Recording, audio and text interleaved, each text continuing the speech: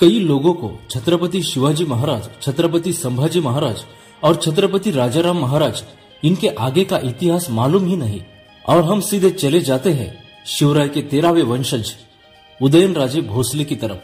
पर इस वीडियो में छत्रपति शिवाजी महाराज से लेकर उदयनराजे भोसले इनके बीच जितने छत्रपति बने थे उनका इतिहास हम जानेंगे। साथ साथ हमें शिवराय के वंशज भी मालूम पड़ेंगे। शिव छत्रपति के राज्याभिषेक के बाद भोसले खानदान का सिसोदिया खानदान से संबंध जोड़ा गया था।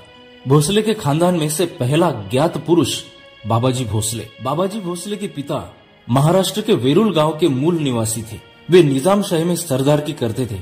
बाबाजी भोसले को सरदारगी करने का मौका नहीं मिला। बाबाजी भोसले को 2 पुत्र थे, मालोजी और विठोजी। उसमें से मालोजी की तरफ महाराष्ट्र के पुणे और सुपे के प्रांत थे। इस मालोजी को भी 2 पुत्र थे, शाहजी राजे भोसले और शरीफ जी राजे भोसले।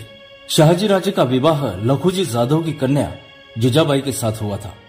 उन्हें संभाजी राजे और शिवाजी राजे नाम के 2 पुत्र हुए। इसमें से शिवराय का नाम एक महान राजा कहे के पूरी दुनिया आज भी जानती है। शाहजी राजे का मृत्यु उम्र के सिर्फ 35वें साल में हुआ था।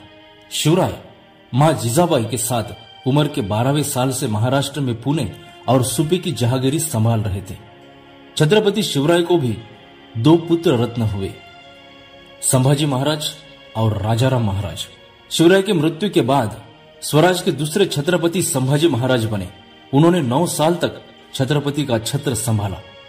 आगे औरंगजेब ने उन्हें बेहाल करके मार डाला था। उनके बाद संभाजी महाराज के छोटे बंधु राजाराम महाराज तीसरे छत्रपति बने। उम्र के 30वें साल में उनकी भी मृत्यु हुई। उनके बाद राजाराम की पत्नी ताराबाई ने छत्रपति पद संभाला था। कुछ दिनों के बाद अपना पुत्र दूसरे शिवाजी को तख्त पर बिठाया था। वहां संभाजी महाराज की पत्नी येसुबाई और पुत्र शाहू महाराज औरंगजेब के नजर कैद में थे। औरंगजेब ने उन्हें वापस स्वराज में छोड़ दिया था। यहां संभाजी महाराज पुत्र शाहू और राजाराम महाराज पुत्र दूसरा शिवाजी और ताराबाई में मराठी तख्त के लिए युद्ध हुआ। स्वराज के 2 हिस्से करने पड़े। सातारा और कोल्हापुर ऐसे 2 स्वराज के 2 तख्त निर्माण हुए। 1749 में छत्रपति शाहू महाराज की मृत्यु हुई। उन्हें एक भी संतान नहीं थे। उनके पत्नी ने रामराजा नाम का पुत्र गोद में लिया था। शाहू महाराज के बाद रामराजा छत्रपति बने। रामराजा को भी खुद की संतान नहीं थी, इसलिए उन्होंने एक पुत्र को गोद में लिया था। उनका नाम रखा दूसरा शाहू। दूसरे शाहू ये उनके बाद छत्रपति बने। दूसरे शाहू महाराज के बाद उनके पुत्र प्रताप सिंह छत्रपति बने।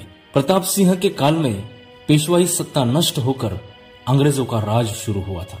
छत्रपति प्रताप सिंह के अंग्रेजों के साथ कई बार झगड़े हुए थे, इसलिए अंग्रेजों ने उन्हें हटा के प्रताप सिंह के छोटे भाई शाहजी उपाख्य आपा साहब को छत्रपति बनाया था।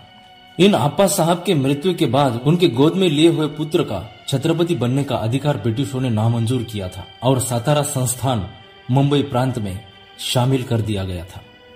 छत्रपति शिवाजी महाराज से लेकर आपा साहब के पुत्र तक कितने छत्रपति बने यह हमने देखा। आपा साहब के पुत्र के बाद और 2 छत्रपति हुए, पर उनका इतिहास अंग्रेजों के कारण किसी को मालूम नहीं हुआ। आज उदयनराजे भोसले शिवाजी महाराज के 12वें वंशज प्रताप राजे भोसले के पुत्र है, तो शिवेंद्र राजे भोसले उनके छोटे बंधु है। इस प्रकार शिवाजी महाराज के 13वें वंशज कह के उदयनराजे भोसले को हम आज छत्रपति के रूप में देखते हैं।